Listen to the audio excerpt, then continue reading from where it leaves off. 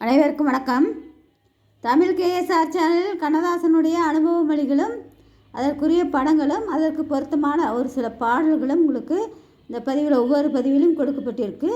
அதே பதிவு தான் இன்றும். அடக்கம் இல்லாத பெண்ணை சுற்றி எத்தனை வேலிகள் போட்டாலும் அந்த வேலிகளை சாதாரண சூழ்நிலைகள் கூட தகர்த்து விடுகின்றன. பாதி திறந்த ரவிக்கையும் கால் தெரியும் ஆடையும் அணியும் பெண்கள் தங்கள் உருவத்தை உலகத்தின் கண்களுக்கு வைத்து விடுகிறார்கள். ஆனால் ஒரு குடும்ப பெண்ணோ தன் பாதங்களை கூட தன் கணவனின் பார்வைக்குத்தான் வைக்கிறாள். 2 பெண்களுக்குரிய வேறுபாடுகள் இதில் சொல்கிறார். நாம் மட்டும் பார்ப்பது நமக்கு மட்டுமே சொந்தமானது என்று எண்ணும் பொழுது சாதாரண அழகு கூட பல மடங்கு பிரகாசிக்கும். திருமணம் ஒரு புனிதமான சடங்கு. அதுவே ஒழுங்காக அமைந்துவிட்டால் அதுதான் சுகமான விலங்கு. அந்த விலங்கை பூட்டிக்கொள்வதில் ஓர் இந்து ஆனந்தமாக மெய்மறந்து போய்விடுகிறான். இல்லறம் 2 பேருக்குள் அடங்கி விடுவதால் அவர்கள் தங்கள் இரகசியங்களை தாங்களே நினைத்து மகிழ்கிறார்கள். திருமணம் அதிலேதான் சொர்க்கத்தை நிர்மாணிக்கிறது.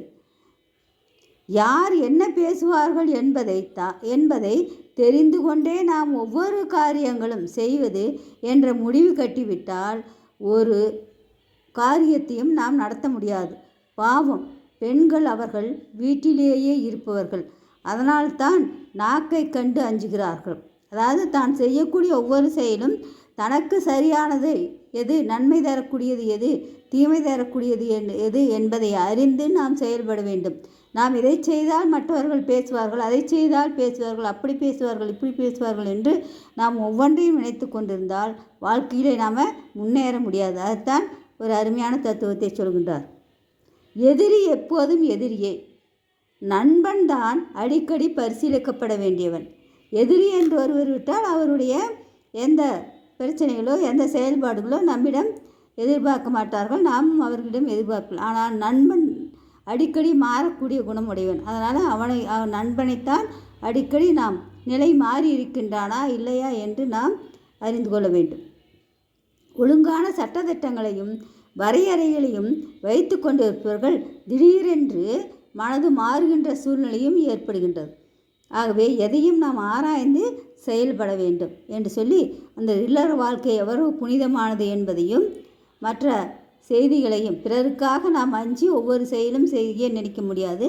நமக்கு எது சரி என்று தோன்றுகின்றதோ அந்த செயலைத்தான் செய்ய வேண்டும் என்று உன்னதமான கருத்து இதில் சொல்கின்றார். இதற்குரிய பாடல்கள், அந்த திருமண நிகழ்வை பற்றிய ஒரு பாடலும் அதற்குரிய படங்களும் இதோடு இணைக்கப்படும். நன்றி, வணக்கம், வாழ்க வளமுடன்.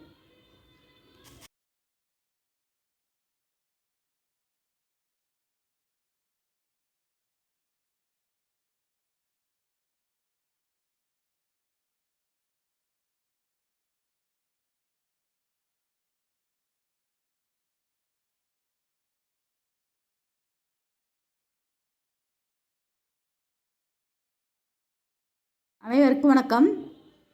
தமிழ் கேஎஸ்ஆர் சேனலில் கவியரசு கண்ணதாசனுடைய அனுபவ மொழிகள் பார்த்துட்ருக்கோம். அந்த திருமண இல்லற வாழ்க்கையினுடைய தன்மையை பற்றி சொல்கின்றார். அதற்கு பொருந்தக்கூடிய ஒரு பாடல் இதய வினை என்று சொல்லக்கூடிய படத்தில் கவியரசு கண்ணதாசன் பாடல் எழுதிய இந்த பாடியவர் சௌந்தரராஜன். இன்று போல் என்றும் வாழ்க எங்கள் வீட்டு பொன்மகளே, வாழை கன்று போல தலைவர் பக்கம் நின்றிருக்கும் குலமகளே, திருநிறை செல்வி மங்கையர்க்கரசி திருமணம் கொண்டால் இனிதாக, என் இருவிழி போலே இருவரும் இன்று இல்லறம் காணட்டும் நலமாக, இல்லறம் காணட்டும் நலமாக, மஞ்சள் குங்குமம் மலர் சூடி மணமகள் மேடையில் அங்கிருக்க, மஞ்சள் குங்குமம் மலர் சூடி மணமகள் மேடையில் அங்கிருக்க, நெஞ்சம் நிறைய வாழ்த்துக்கள் ஏந்தி நல்லவன் ஒருவன் நெஞ்சம் நிறைய வாழ்த்துக்கள் ஏந்தி நல்லவன் ஒருவன் இங்கிருக்க, 1000 காலம் நாயகன் கூட வாழ்ந்திருமகளே, 1000 காலம் நாயகன் கூட வாழ்ந்திருமகளே. திருநிறை செல்வி மங்கையர்க்கரசி திருமணம் கொண்டால் இனிதாக, ஆனந்தத்தாலே கண்ணீர் பொங்கும் ஏழைகள் கண்கள் குளமாக, ஆனந்தத்தாலே கண்ணீர் பொங்கும் ஏழையின் கண்கள் குளமாக. திருநிறை செல்வி மங்கையர்க்கரசி திருமணம் கொண்டால் இனிதாக, எங்கள் குலம் வளர் கண்மணியாம் இவள் இன்னொரு குடும்பத்து கண்ணானாள், எங்கள் குலம் வளர் கண்மணியாம் இவள் இன்னொரு குடும்பத்து கண்ணானாள், தாய் வழி வந்த நாணமும் மானமும் தன் வழி கொண்டு நடப்பவளாம், தாய் வழி வந்த நாணமும் மானமும் தன் வழி கொண்டு நடப்பவளாம்.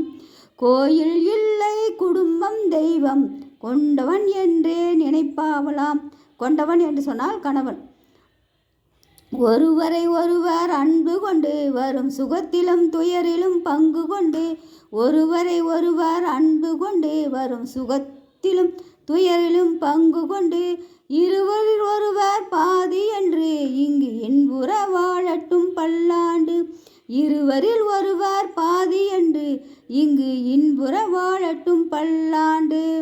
குரல் வழி வாழும் அறம்பொருள் இன்பம் குறைவின்றி நாளும் வளர்ந்திடுக, குரல் வழி வாழும் அறம்பொருள் இன்பம் குறைவின்றி நாளும் வளர்ந்திடுக, தென்னவன் போற்றும் பண்புகள் யாவும் கண்ணென போற்றி வாழ்ந்திடுக, தென்னவர் போற்றும் பண்புகள் யாவும் கண்ணென போற்றி வாழ்ந்திடுக. திருநிறை செல்வி மங்கையர்க்கரசி திருமணம் கொண்டால் இனிதாக.